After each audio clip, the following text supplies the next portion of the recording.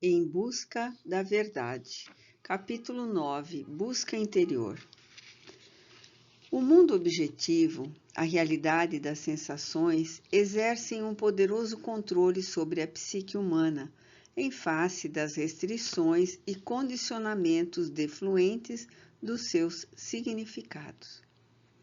Encarcerado o self nos condutos cerebrais pelos quais se expressa, na infância registra ocorrências que serão as matrizes do seu comportamento, dando lugar às manifestações de equilíbrio ou desarmonia que acompanharão o indivíduo por toda a existência. Em razão da anterioridade ao corpo, traz também armazenados no perispírito os contributos das vivências passadas, que se manifestam desde cedo como tendências, aptidões, anseios ou conflitos, inquietações, impulsos autodestrutivos, de sublimação e complexos de comportamentos que irão tipificar o ser humano. Carregando, no entanto, íncita no cerne das estruturas energéticas desse mesmo self, a imago Dei, lentamente indulo as conquistas dos espaços, a ampliação do entendimento de si mesmo e dos outros, a saída dos contornos limitados da organização cerebral, as percepções de outras realidades, incluindo as de natureza paranormal, que muitas vezes encontram-se fixadas na superconsciência, facultando a descoberta do mundo da energia com as suas variações surpreendentes. Fenômenos incomuns e inabituais surgem na infância. Estados paroxísticos apresentam-se espontâneos. Alucinações surpreendentes ocorrem durante toda a existência, chamando a atenção para a vida em outras dimensões.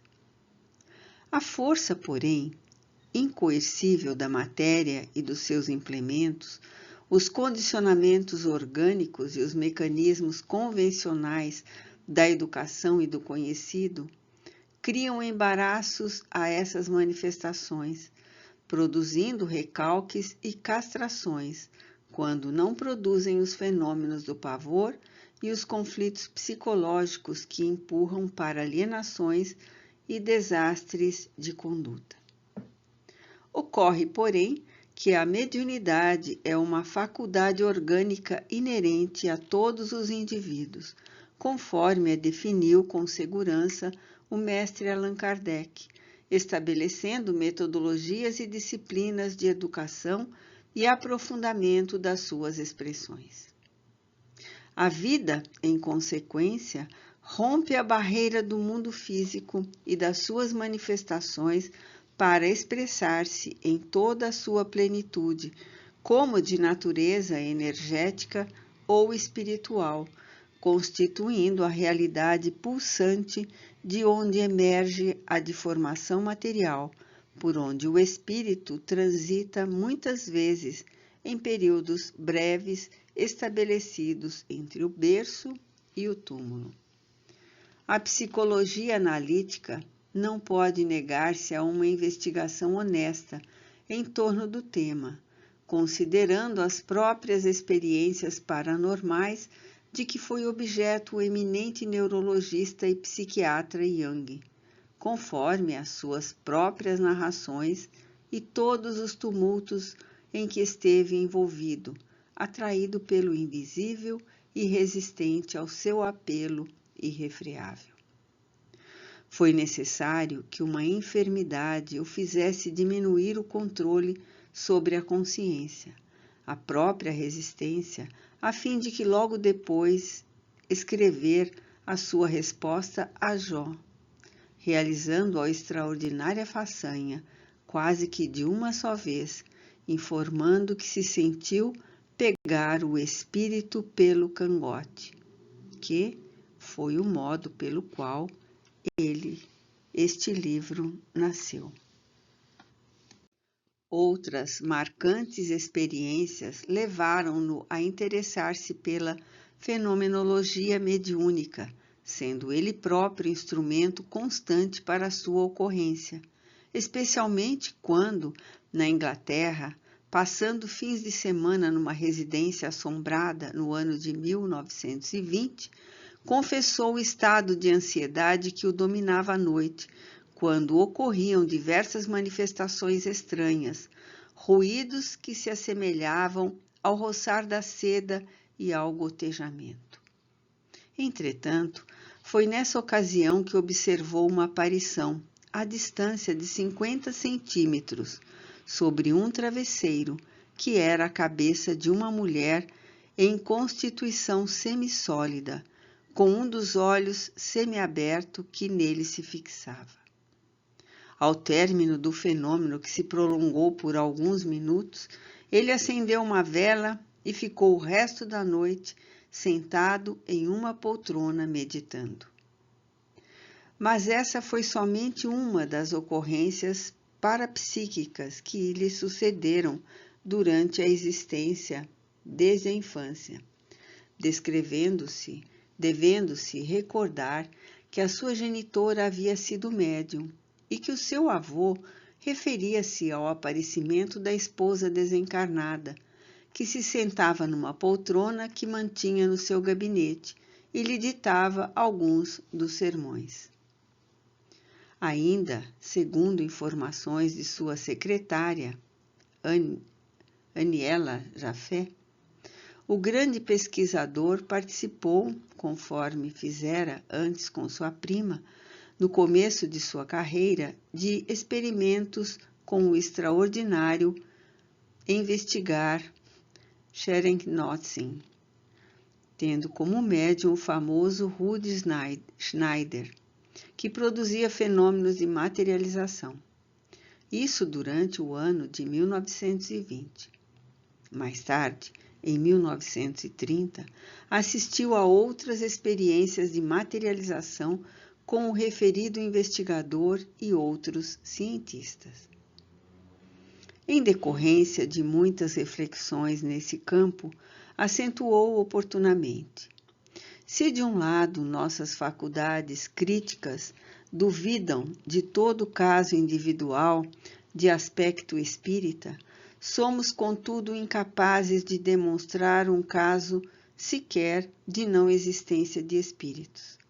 Devemos, por esse motivo, limitar-nos a esse respeito o julgamento non licet, ou seja, não está claro, a coisa oferece dúvida, não está bem esclarecida, há necessidade de maiores informações.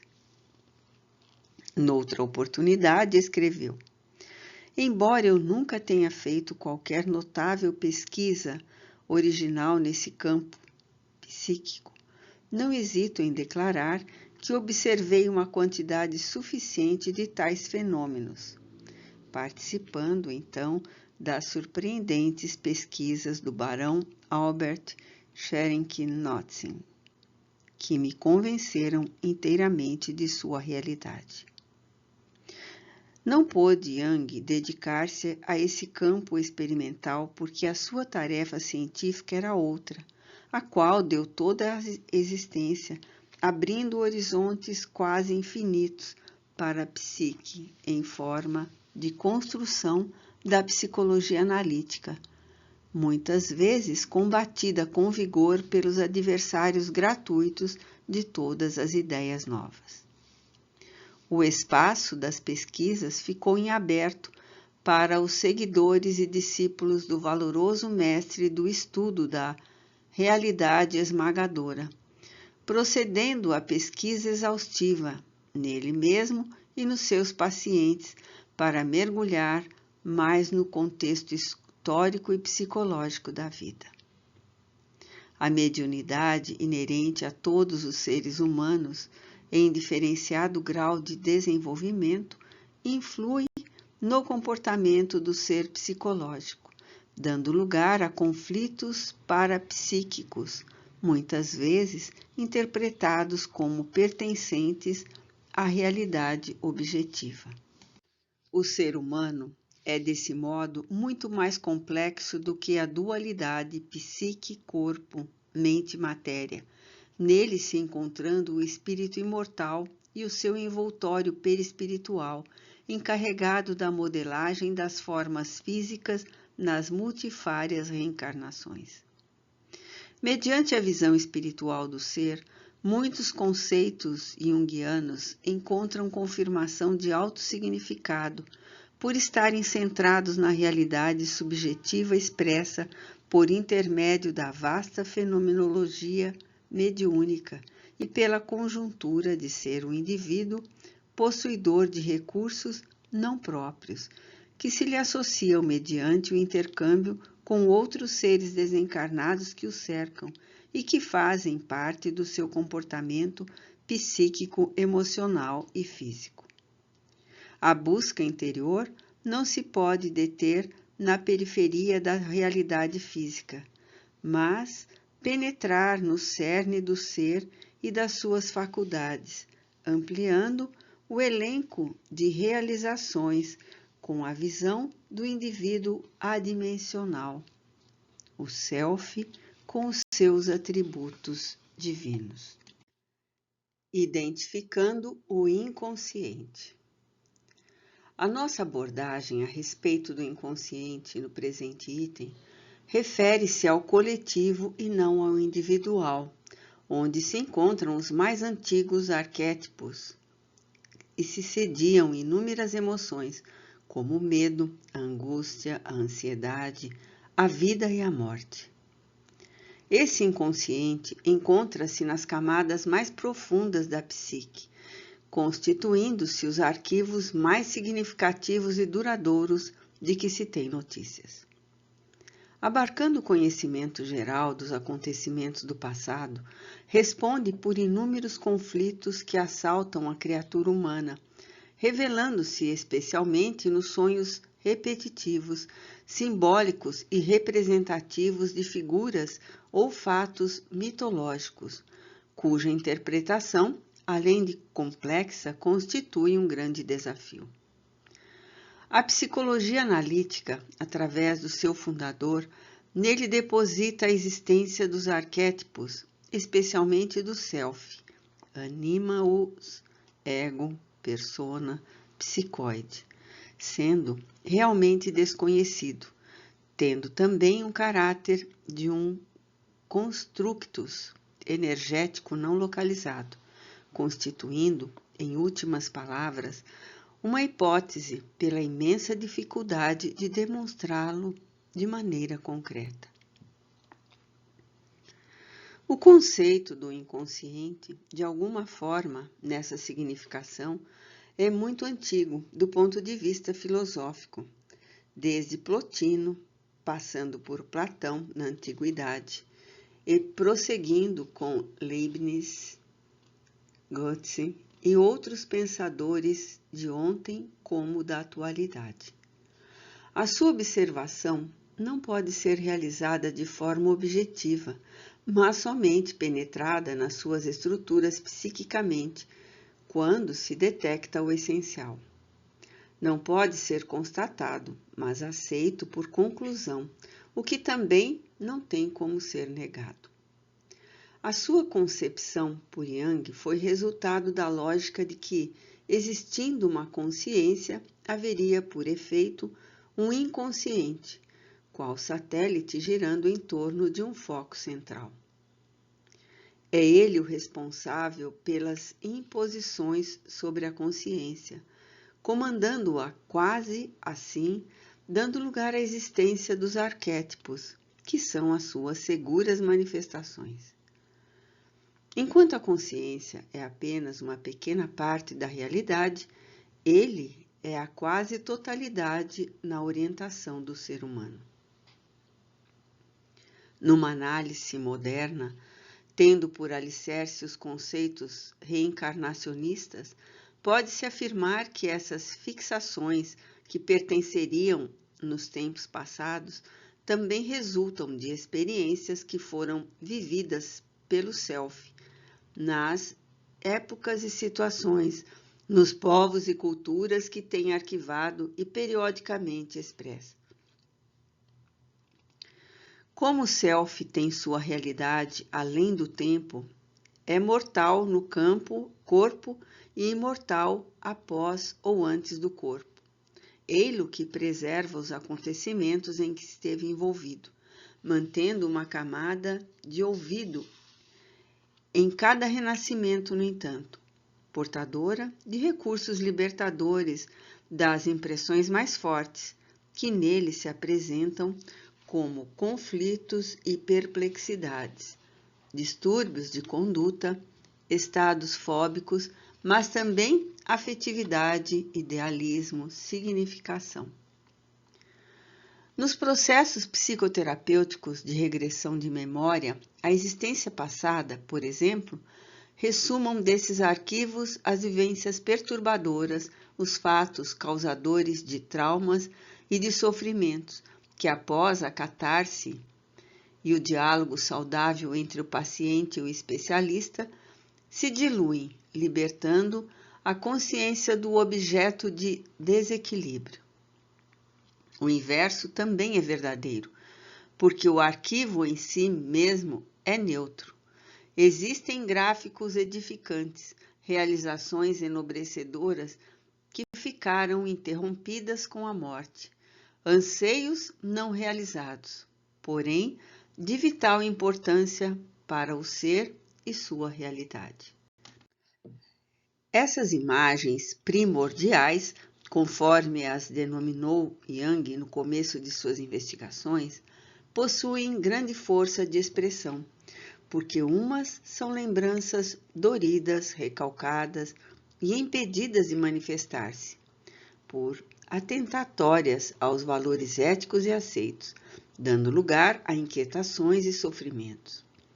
Outras, por sua vez, são também imperiosas pelas propostas de dignificação e de ações que constroem o bem interior e ajudam no desenvolvimento da comunidade humana. Na abrangência do conceito reencarnacionista e todo o seu conteúdo de lembranças arquivadas, mas não mortas, a existência atual de cada indivíduo é sempre o somatório daquelas vivências que necessitam de liberação. Não poucas reaparecem como tendências e aptidões, guiando o self e o ego, que também lhe sofrem as influências conforme a natureza de cada fato que representa. Nos sonhos e através da imaginação ativa, consegue-se encontrar os símbolos representativos que, em se tornando conscientes, liberam o indivíduo da sua incidência e da ação morbosa da representação onírica portadora de conflitos. Examine-se, por exemplo, a questão da homossexualidade, que tem raízes em múltiplas vivências do self, ora num como no outro corpo, anatomicamente masculino ou feminino, preservando as emoções de um como do outro equipamento.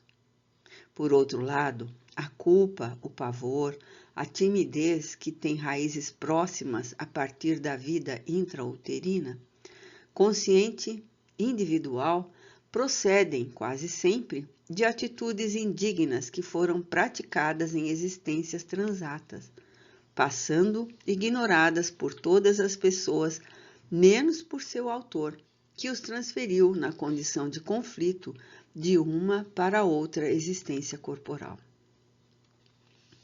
As tendências para o bem, o bom, o belo, o santo, em pessoas de procedência humílima, nascidas em situações deploráveis, com ascendentes genéticos perniciosos ou incapazes de produzir seres bem equipados para a vida, apresentando gênios, heróis e missionários de diversos tipos que se tornam promotores da humanidade pelos seus exemplos, sua dedicação ao ideal que esposam, seus sacrifícios homéricos em clima de felicidade merecem reflexões mais profundas. A proposta da reencarnação torna-se, pelo menos, uma possibilidade a considerar, qual ocorre nos fenômenos da simpatia, da antipatia, em muitos casos de sincronicidade, de premonição, nos sonhos proféticos. Tenham-se em mente os indivíduos belicosos que descendem de famílias pacíficas, assim como os privilegiados pela capacidade de adquirir e multiplicar conhecimentos, habilidades, expressões de sabedoria e de arte, de tecnologia e de pensamento, com antecedentes em indivíduos broncos, senão incapazes alguns, e se verificarão evidências de vida antes da vida.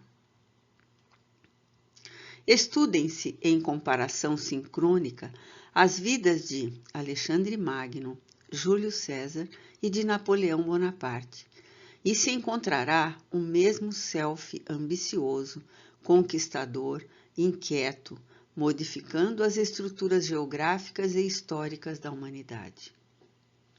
Por outro lado, examinem-se as vidas de Hipócrates, de Paracelso e de Samuel Hahnemann, na luta sacrificial em favor da saúde, e se poderá encontrar o self missionário, trabalhando a ciência médica, modernizando o conhecimento num processo progressista, com destino de abnegação e serviço proporcionadores do equilíbrio psicofísico e do bem-estar. Graças aos seus contributos, as doenças passaram a merecer cuidados e providências curativas, tornando a existência mais apetecível e menos sofrida. Há um encadeamento intérmino em todos os fenômenos da natureza, desde a formação das primeiras moléculas, suas aglutinações e complexidades, até a transcendência do ser, da vida, de todas as ocorrências. A visão do caos como caos é incorreta, em razão de nele haver algum tipo de ordem, de determinismo, de programação. O ser humano é imanente e é transcendente. À medida que o seu superconsciente mantém as ainda não detectadas possibilidades de sintonia com o divino, registrando o psiquismo da vida, o inconsciente individual preserva as experiências da atual jornada, enquanto o coletivo arquiva as lembranças de todas as vivências pretéritas. Os exercícios de meditação, os treinamentos da yoga, as leituras edificantes com as consequentes fixações e reflexões, a oração bem direcionada e frequente constituem mecanismos seguros de penetração no inconsciente, nele diluindo impressões infelizes, estimulando lembranças honoráveis, enquanto se abrem as comportas do superconsciente para a captação das forças sublimes da paternidade divina.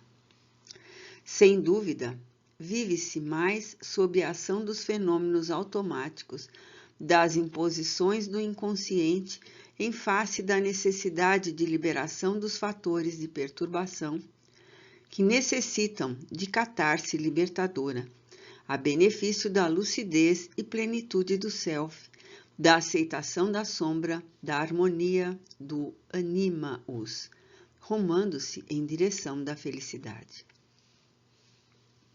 Afirmava Sêneca: o sofrimento faz mal, mas não é um mal. A existência do sofrimento radica-se nas ações inescrupulosas praticadas pelo espírito, dando lugar à culpa e, por consequência, aos efeitos morais dela defluentes, nos atentados aos códigos de harmonia que vigem no universo. Na impossibilidade de se evitar o mal, porque é um efeito, por não se poder retroceder no tempo, a fim de impedir-lhe a causa, tem-se, pelo menos, o dever de utilizar-lhe a ocorrência em proveito da aprendizagem pessoal, a fim de mudar-se o comportamento, de selecionar-se o melhor método para a produção da harmonia e do bem-estar, portanto, da felicidade a que se aspira. Todos anelam e lutam pela conquista da felicidade, quase desconhecida pelo inconsciente, mesmo quando se impondo sofrimentos, na expectativa das sensações posteriores que representam alegria e serenidade. Nessa visão, a felicidade tem um aspecto masoquista que deve ser evitado, porque o prazer não pode estruturar-se, primeiro no desconforto, como propiciatório àquela. Em sânscrito, existe a palavra sukha, tendo como significado um estado de harmonia, de nirvana que liberta da ignorância da verdade, abrindo espaço para a sabedoria, para o entendimento das leis geradoras de equilíbrio e de plenitude.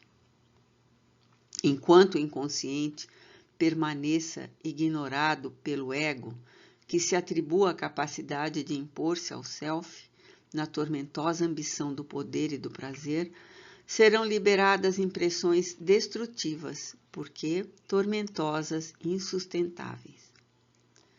É impositivo primordial para a saúde a penetração do ser consciente nos arquivos do inconsciente, equipado, no entanto, de entendimento e de valor moral, a fim de auto-enfrentar-se, não se permitindo o surgimento de conflitos pelo descobrir-se como realmente se é e não conforme se pensa ou se projeta para o mundo exterior.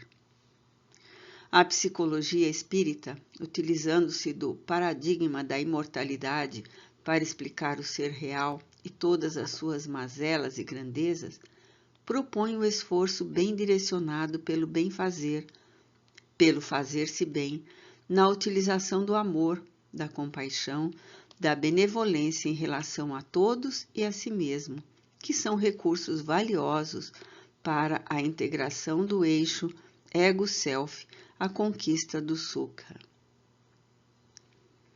Não se trata aqui de fazer o bem para ganhar o céu, ou de praticar-se a caridade para lograr-se a salvação. Céu e salvação encontram-se íncitos no ato de realizar o melhor em favor de si mesmo e do seu próximo. Isto porque a satisfação com que se administram valores de bondade, de ternura, distribuindo-se alegria e generosidade, já constitui a almejada felicidade. Feliz, portanto, é todo aquele que reparte com prazer, multiplicando os talentos com que foi enriquecido pelo Senhor da vida, despertando do letargo para voltar para casa, retornando do país longínquo, mesmo que algo destroçado, abrindo-se à aceitação do amor do Pai, sempre generoso, e do irmão mais velho que se encontra no inconsciente em forma de mágoas e reservas, desconfianças e insatisfações em relação ao herói de volta. Desse modo, liberar o irmão mais velho do ressentimento e da insegurança, que lhe são habituais em relação aos propósitos do outro filho de seu pai, que somente agora descobriu a aventura e está trabalhando para anular o passado. Sublimar as lembranças do inconsciente, transferindo-o para a consciência e avançando na direção do superconsciente, onde foram depositados os talentos que se estão multiplicando. Fé e religião. O ser humano é, na sua essência, um animal religioso. A sua busca de religiosidade leva-o a vincular-se a diferentes correntes doutrinárias, procurando segurança e harmonia na trajetória física. As suas experiências de fé religiosa concedem-lhe vigor e dão-lhe coragem nas situações difíceis e ante os desafios. Pode-se afirmar que nesse indivíduo a fé é quase de natureza genética. Há uma crença universal em Deus, não importando o nome que se lhe dê, a forma como se o compreenda. Atavicamente, o arquétipo divino que nele se expresse através do self é um fenômeno natural. A crença religiosa, no entanto, é resultado de fatores educacionais, mesológicos, familiares. Dessa forma, tem-se a crença natural e a religião que foi aprendida. Na infância, no período lúdico, as fantasias em geral também se alargam em torno da religião, dando-lhe colorido especial ou criando terror de acordo com o conteúdo de cada uma delas. À medida que a razão e o discernimento substituem a ignorância e a ingenuidade, os conflitos que surgem também entram em confronto com a conduta religiosa, especialmente se é castradora, imposta ou se tem o caráter policialesco de vigiar todos os passos com ameaças de punição. A racionalidade que tomou conta dos primeiros pensadores do século XVII, abrindo campo para os enfrentamentos entre as ciências nascentes e as doutrinas religiosas dominantes, atingiu seu apogeu no fim do século XIX e particularmente na primeira metade do século XX, quando, aparentemente, o ser humano afirmou estar diante de Deus, presumivelmente apoiando-se no arrogante conceito de Nietzsche a respeito da sua morte ou dos muitos outros filósofos nihilistas e materialistas, ou mesmo de eminentes cientistas. Apesar disso, quanto mais se realizavam avanços nas ciências e a tecnologia de ponta mais ampliava os horizontes de compreensão do mundo, curiosamente surgiu um paradoxo, facultando que inúmeros cientistas começassem a voltar a Deus e a crença no Espírito como únicas maneiras de entenderem o cosmos e a vida em si mesma. Após a proposta darwiniana a respeito da evolução vegetal, animal e o surgimento do homem mediante a seleção natural, facultando a negação dos conceitos criacionistas bíblicos que reinaram soberanos por vários séculos, com o advento das moderníssimas conquistas a respeito da decodificação do genoma humano, uma ponte foi lançada entre uma teoria e outra, demonstrando que se encontram verdades em ambas e facultando o entendimento de como Deus criou a vida. Já não é blasfêmia um cientista confessar a sua crença em Deus, assim como na sobrevivência do espírito, a disjunção molecular do corpo. As incontáveis investigações em torno da paranormalidade humana realizadas nos séculos XIX e XX por excelentes cientistas das diversas áreas do conhecimento têm oferecido material exuberante e incontestável para confirmar que a morte não destrói a vida e que o espírito não sucumbe quando desaparece o seu envoltório material.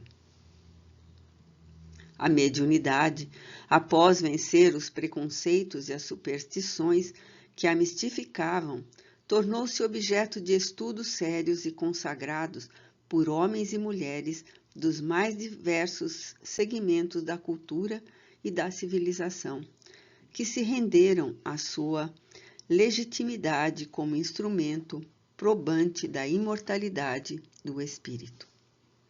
Ciências que se derivavam da psicologia como área experimental, no caso da parapsicologia, mais tarde, a psicotrônica e a psicobiofísica ofereceram campo vasto para os estudos sérios em torno dessas questões, ensejando evidências e fatos que não podem ser contestados e merecem todo o respeito em face daqueles investigadores sérios que se deram ao trabalho de pesquisar, de experimentar, de comparar.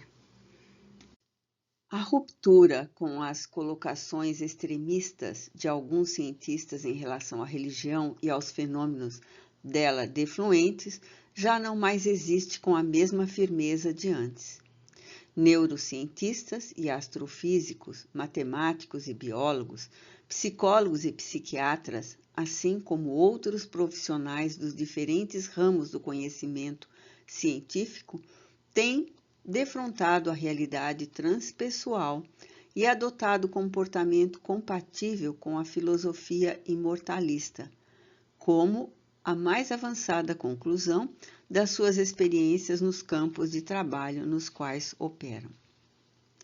Chegou o momento em que as questões metafísicas podem ser discutidas nos laboratórios sem nenhum pejo para os estudiosos, nem em tentativas de grande validade para descobrirem o que se encontra escondido além das chamadas leis naturais, pelo menos aquelas que já estão detectadas. Nesse sentido, Jung foi um dos primeiros acadêmicos a não valorizar em demasia o aspecto racionalista absoluto em torno do universo, abrindo caminhos dantes não percorridos para melhor entender-se a criatura humana em sua profundidade e a realidade na qual todos se encontram. O ser humano não pode fugir do seu arquétipo psicoide, em razão do inconsciente coletivo, onde permanecem todos os construtos de sua existência. Naturalmente, também, as exuberantes expressões da fé, no seu sentido mais amplo, da religião e de Deus.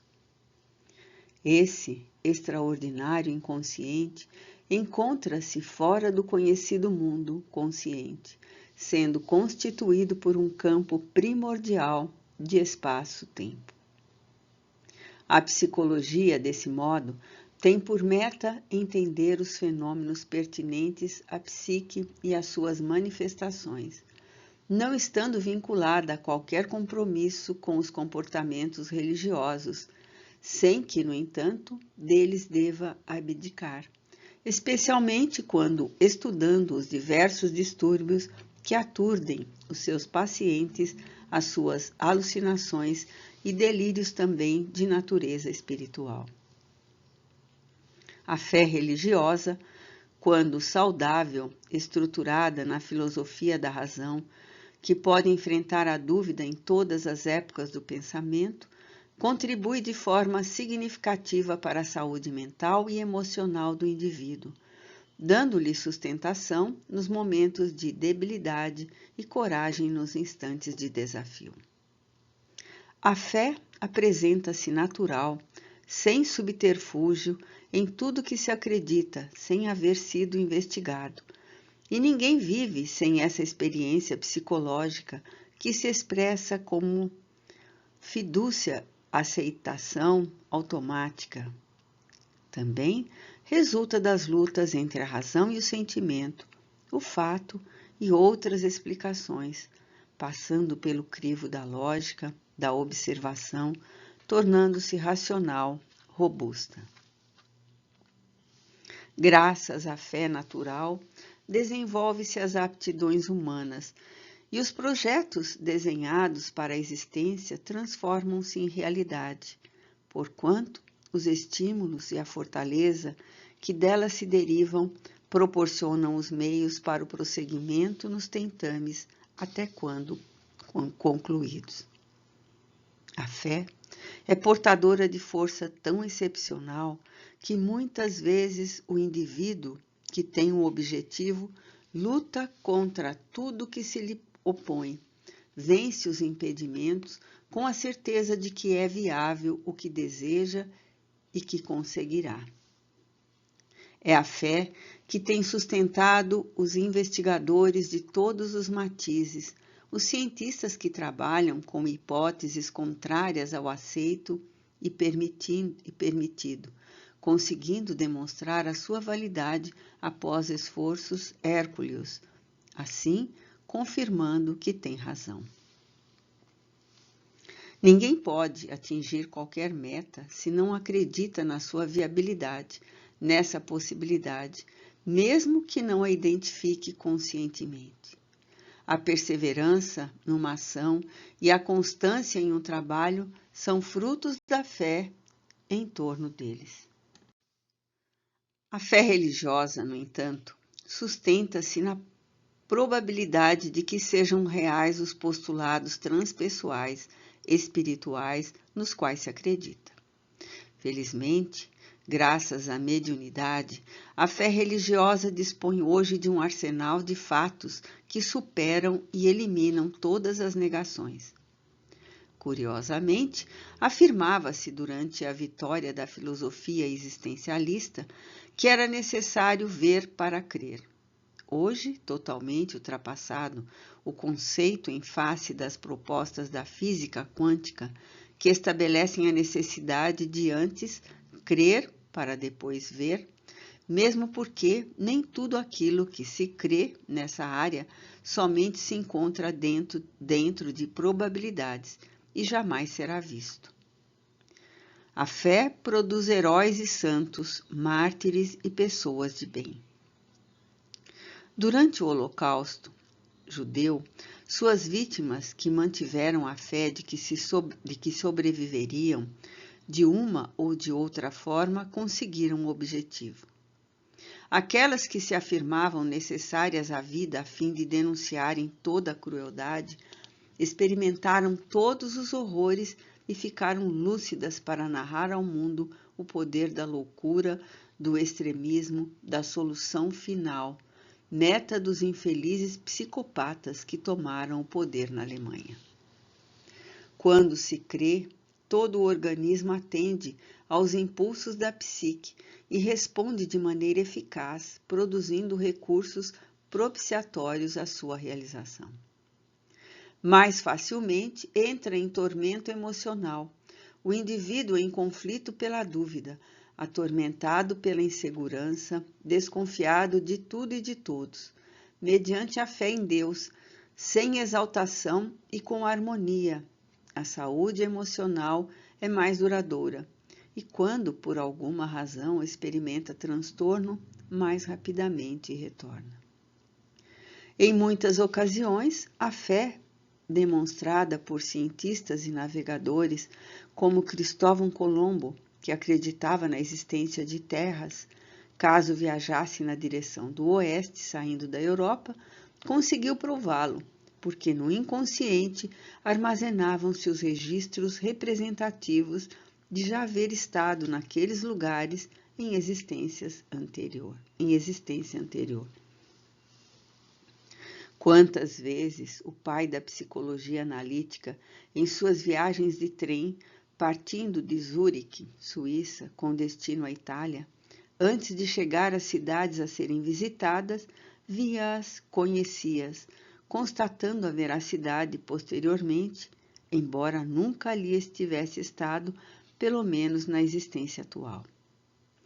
Surpreendido por esses eventos, assim como pelo sonho-visão que tivera a respeito da grande onda que destruiria praticamente a Europa, se tornou real por ocasião da lamentável Grande Guerra que sacudiu todo o planeta, nunca se escusou a narrar tais ocorrências. Esses fenômenos que transcendem a realidade psicológica estão vinculados ao ser paranormal, espiritual e imortal, estando desse modo além das suas perspectivas, embora as possa penetrar. Madame Curie, por sua vez, realizando as suas extraordinárias experiências com toneladas de peixe-blenda, tinha certeza, mantinha a fé segura de que encontraria expressão mais rarefeita da matéria, e insistindo, embora contra todas as opiniões, com o esposo conseguiu detectar a radioatividade. Posteriormente, continuando nas pesquisas exaustivas com diversos tipos de peixe-blenda, conseguiu detectar o polônio e o rádio. Mesmo na viuvez, manteve a fé natural e racional em torno das imensas possibilidades que se lhe encontravam ao alcance e superou-se, conquistando o respeito internacional e o Prêmio Nobel de Química, tornando-se a única pessoa a receber 2 vezes o referido prêmio em áreas diferentes. A fé sempre a sustentou, mesmo no período de dissabores e conflitos emocionais vividos após a desencarnação do marido. Jesus afirmou com segurança e beleza: se tiverdes fé do tamanho de um grão de mostarda, direis a este monte: passa daqui para acolá, e ele há de passar, e nada vos será impossível. Mateus capítulo 17, versículo 20. Certamente não se referia à montanha em si mesma, porém aos graves problemas que se amontoam em torno da existência, criando dificuldades e produzindo embaraços. A fé, mesmo pequenina, pois que o grão de mostarda é uma das sementes menores que existem, consegue o resultado que se almeja, em razão das forças que faculta e da inspiração que propicia. A fé, em qualquer forma que se apresente, é estímulo de alto significado para uma existência feliz e saudável. Portanto, para a contribuição eficaz para a individuação. Pensamento e ação. Examinado sob o ponto de vista filosófico, o pensamento é uma atividade psíquica que responde pela ocorrência dos fenômenos cognitivos, independendo da vontade e dos sentimentos. René Descartes afirmou: eu sou uma coisa que pensa, dando ao pensamento um significado específico, afirmando que a essência do homem é pensar. Através do pensamento, cada ser humano eleva o seu estágio de evolução, caracterizando-se pela nobreza das ideias que formula ou pela vulgaridade em que se compraz. O processo de evolução do pensamento fez-se lentamente através das multifárias experiências reencarnacionistas, desde quando surgiram as primeiras expressões arcaicas, passando pelas de natureza primitiva, mítica, egocêntrica, até alcançar o estágio racional, avançando no rumo da sublime conquista cósmica. Nota 5. Vídeo livro Autodescobrimento de nossa autoria, capítulo 2, Equipamentos Existenciais, editado pela Leal. Nota da autora espiritual. Desenvolvendo a capacidade de pensar, ultrapassando as barreiras dos instintos que limitam o espírito, vem ampliando a percepção do psiquismo divino que nele existe, adquirindo essa peculiar capacidade, base para todas as realizações existenciais. Essa faculdade inata, que se desdobra mediante as experiências contínuas, é portadora de um poder para a ação que a torna elemento vital no desenvolvimento do espírito na sua incessante busca de felicidade. À medida que o ser humano encontrou desafios e dificuldades na vigiliatura orgânica, nos primórdios da evolução, foi desenvolvendo a caixa craniana e aumentando o volume do cérebro, graças ao surgimento dos neurônios necessários às sinapses mais elevadas e às expressões que iriam caracterizar o pensamento. Surgindo por ampliação do instinto, considerando-se que esse é uma forma primária de pensamento, as necessidades ambientais e a luta pela sobrevivência estimularam o espírito a liberar as funções que se encontravam em latência, dando lugar ao surgimento das ideias, ao desenvolvimento das faculdades psíquicas. Fatores, portanto, mesológicos e filogênicos responsabilizaram-se ao longo dos milhões de anos em construir os equipamentos ultradelicados para decodificar o pensamento, que é de natureza transcendente e não de natureza eletroquímica do próprio cérebro, conforme asseveram alguns respeitáveis estudiosos. Emanação do espírito é um instrumento hábil para o estabelecimento da razão, do discernimento, da consciência que se desenvolve através de níveis específicos, até infundir-se na identificação cósmica, conforme sucede com o próprio pensamento. Em cada etapa, o espírito exercita, em especial, determinada faculdade, ora intelectiva, ora emocional, abrindo espaço para as aptidões culturais, artísticas, religiosas, sociais, políticas, que irão construir a sua plenitude. O pensamento, portanto, em face das conquistas adquiridas pelas experiências, agiganta-se e transforma-se em força criadora, que a consciência de si orienta sobre as diretrizes ético-morais, indispensáveis à canalização das ideias e aspirações compatíveis com o estágio do desenvolvimento de valores elevados. Foi graças a esse esforço e direcionamento que surgiram os conceitos filosóficos, as inabordáveis conquistas científicas, as maravilhas da arte em todas as suas expressões, as sublimes realizações espirituais e religiosas, o estabelecimento dos códigos, dos direitos e dos deveres do ser humano em relação a si mesmo, ao próximo, à natureza, à vida. Esse incessante processo de crescimento experimentou também vários embates quando as opções do pensamento se mantiveram nas heranças do primarismo, principalmente na agressividade e na violência, na pulsão do poder e do prazer, nos caprichos infantis mal suportados, dando lugar ao crime, à destruição, ao despautério, à crueldade, não diluída no imo. Na atualidade, quando se alcançou o máximo do progresso científico e tecnológico, até então jamais logrado, lamentavelmente permanecem ainda as expressões grosseiras e perversas do pensamento primitivo, que não evolui no direcionamento ético e moral, gerando dos sentimentos de paz e de compaixão, de bondade e de compreensão da finalidade existencial da Terra. Tudo no ser humano tem origem no pensamento, que logo se transforma em ideia, desenhando as possibilidades de realização, a fim de converter-se em ação. Como efeito, assevera-se com severidade que o fato de pensar-se em determinada ideia que se fixa já se está cometendo o ato.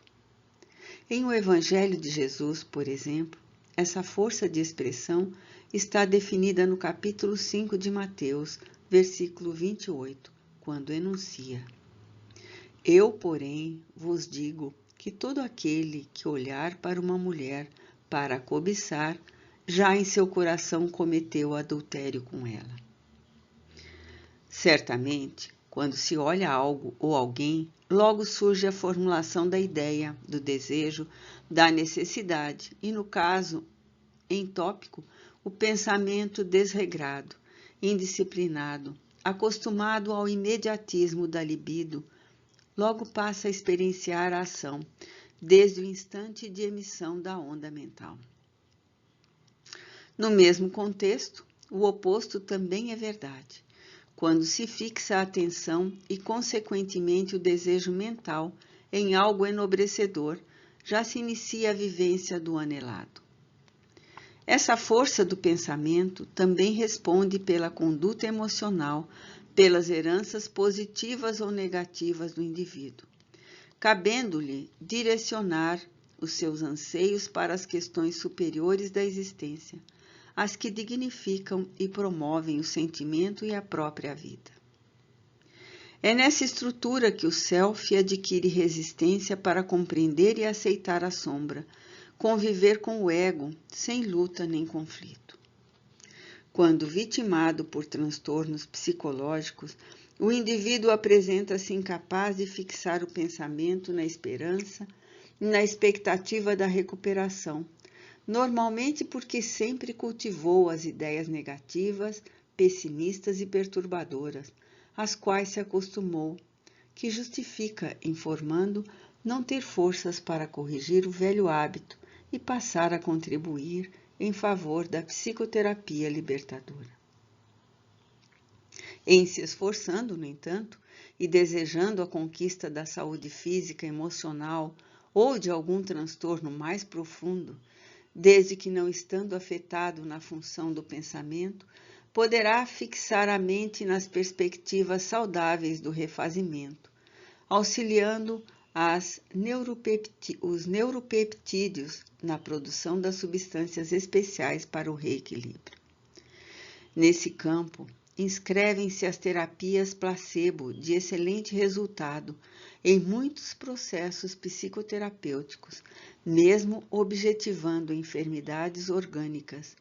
Por outro lado, as experiências nocebo também resultam em agravamento dos quadros enfermiços, levando os pacientes a situações lamentáveis. Ambas as ocorrências, portanto, em face da força do pensamento que se fixa numa como noutra, de onde se originam os resultados positivos ou prejudiciais ao organismo físico, emocional e psíquico. Por motivos óbvios, somente o ser humano pensa. É capaz de compreender abstrações, de conceber e antever o que lhe ocorre nos painéis da mente e que pode materializar posteriormente através do empenho e da dedicação na construção das ideias. Mediante o pensamento bem ordenado, todo o construto do ser humano avança pelas vias formosas da saúde e da edificação interior, formando o elevado patamar da individuação.